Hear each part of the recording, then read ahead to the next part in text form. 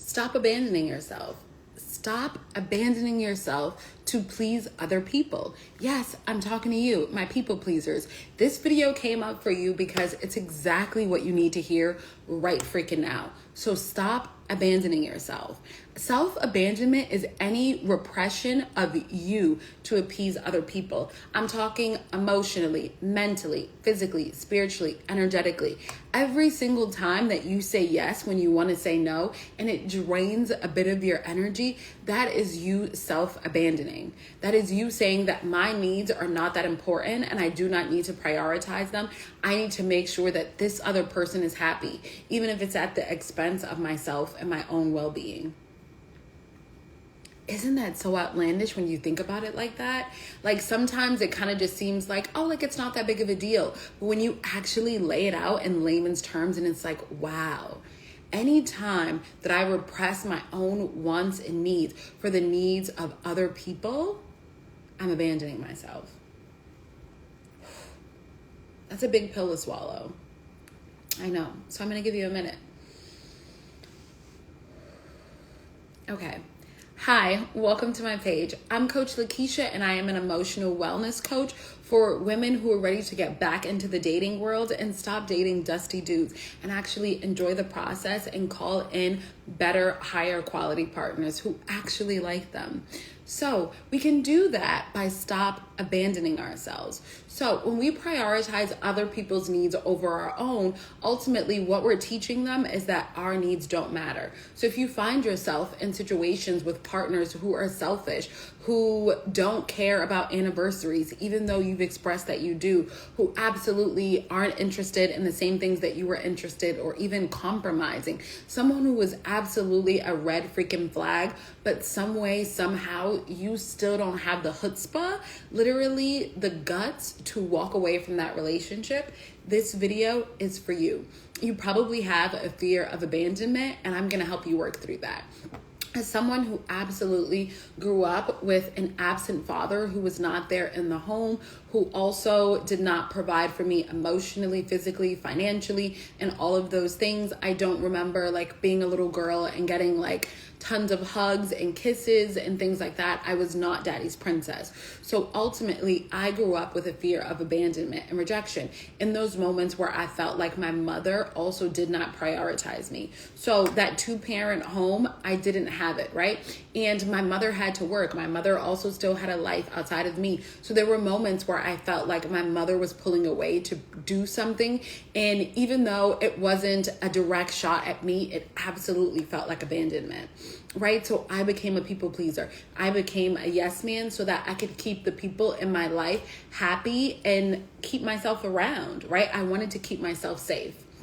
So the idea of abandonment actually stems from a childhood thing, right? The idea that you fell asleep in your mother's arms as a toddler, and now you wake up in this room, in your crib, in your own bed, and you're just like, oh my God, where's my mom? Where's my mom? And you start to panic, you start to scream, you start to cry, and you're waiting for her to come and get you. Right? And then it seems like night after night, the same thing kind of kept happening until you kind of got the know-how that just like, oh, this is my room. I need to sleep in my own bed, blah, blah, blah. But the idea of abandonment stems from this root, right, of survival, right? The idea of being abandoned. Imagine you being stranded in the woods and someone just being like, hey, good luck. I'm taking the water. I'm taking the food. I'm taking any tools, any tent, anything that you could use to keep you safe in this moment. I'm taking it away from you. That's abandonment. Right? But somewhere along the lines in our minds, we created this idea that someone walking away from our life, be it temporarily or permanently, that we are abandoned. And we believe that our state of survival is at risk, when in reality, it's not. We're adults now. We're okay. So unless someone's dropping you off in the middle of a safari in Africa or the freaking desert in Arizona or freaking Mount Everest. You are fine. You are safe.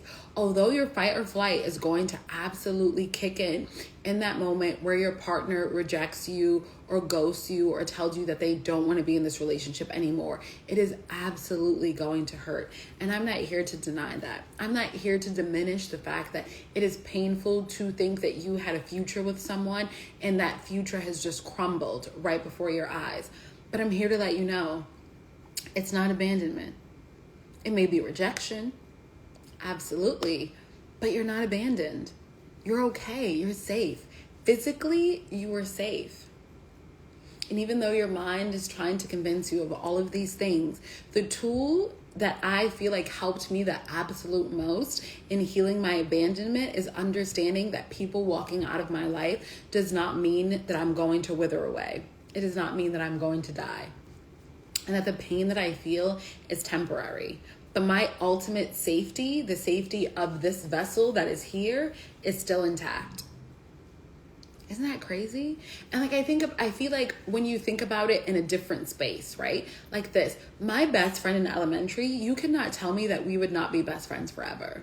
Like, I loved that girl down, okay? Her name is Haley. We're Instagram friends now, and I'd just be like, that was my bestie. Like, we did everything together. However, we're not best friends anymore. Over 20 years have passed since that time. Did she abandon me? No. We grew apart. We went to different elementary schools. It's just what happens. It's just a part of life. Some people are in your life for a season. Some people are there for a decade, and other people are there for a lifetime. But ultimately, people coming in and out of your life is just a part of life, right? It's just the human experience. And again, it is going to hurt. I will not deny that. But it doesn't last forever. So I want you to take into account that you need to stop abandoning yourself. You need to stop prioritizing other people's needs at the expense of yourself. Because you're not a martyr. It does not make you a good person. It does not make you this noble human being. It does not make you finally worthy and deserving of love, commitment. Period. And I'm not just talking in your romantic relationships. I'm talking in your family dynamic and your friendship dynamic as well, because I literally have so many clients come into my world and they're just like, I don't know how to say no. I don't know how to stand up for myself. I don't know how to speak up for myself. I feel like I do not have a voice. And I'm just like, wow, I get it. I've been there. And I can promise you that the healing starts when you prioritize your own wants and needs. And for me in the beginning, I will be honest, it started out with me lying. Someone would be like, hey, can you come help me move after you get out of work? And I'd be like, oh, actually, sorry, can't do it. I'm actually going to be at work until 9:00. Somebody called out.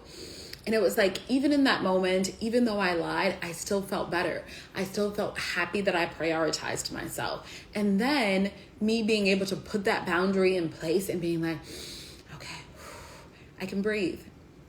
I can actually breathe. I don't need to hold my breath anymore. From there, the strength got bigger.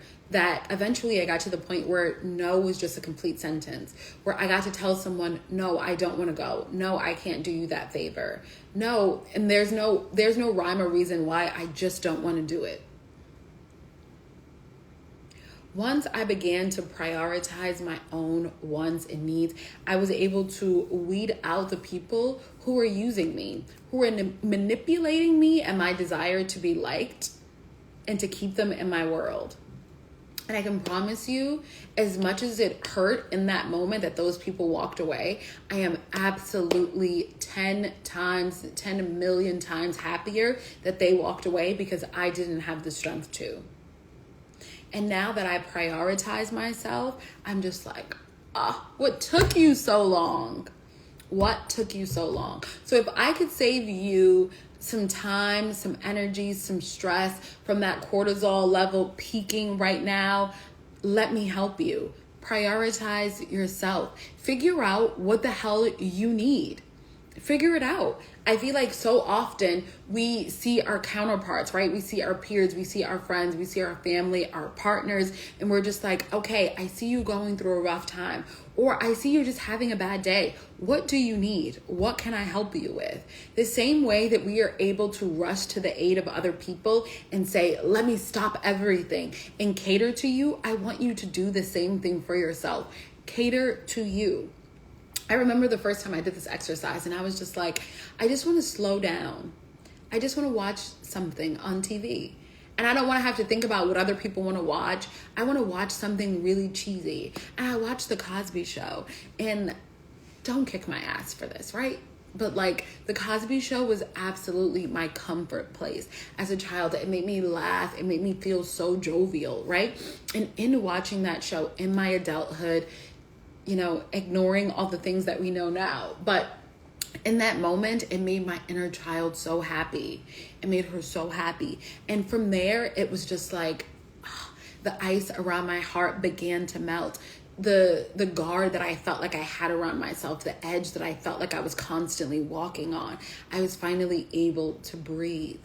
And not a shallow breath, and I didn't constantly feel like I was in fight, flight, or freeze mode. I finally was able to relax and release and just be. And I got to reconnect with me. I got to reconnect with the version of me and my wants and my desires. I figured out what I liked, what I didn't like. And it was just like, wow, I really like me. I really love me. I love all parts of me. And I started to call in and attract people who, even though they didn't understand the quirky things about me, they still loved and appreciated me. They still respected me and my boundaries, and they adhered to my boundaries. And I love that for me. And I want that for you too. So I hope that this video reminds you to prioritize your needs and also figure out what the hell those needs are. Because if you don't know, other people don't know either. Because they're clear on what they want. That's why they asked you for help. That's why they drew you into their life. And now it's time for you to prioritize and figure out who you are without the outside noise, without the outside voices of other people. And if you need help and support in that, please feel free to go on my website, book a call, or shoot me a message. I would love to support you. Again, this is my life's work, and I know because I was there, I felt abandoned by my parents, not just the father who wasn't there, but also by my mother. And it took some healing work. It took effort. It took me trusting myself and my judgment in order for me to repair that wound. And I promise you, I am so much happier on the other side now that I've done the work. So again, I'm Coach Lakeisha. I love myself. I love you guys. And I look forward to catching you on the next one. Mwah. Until next time.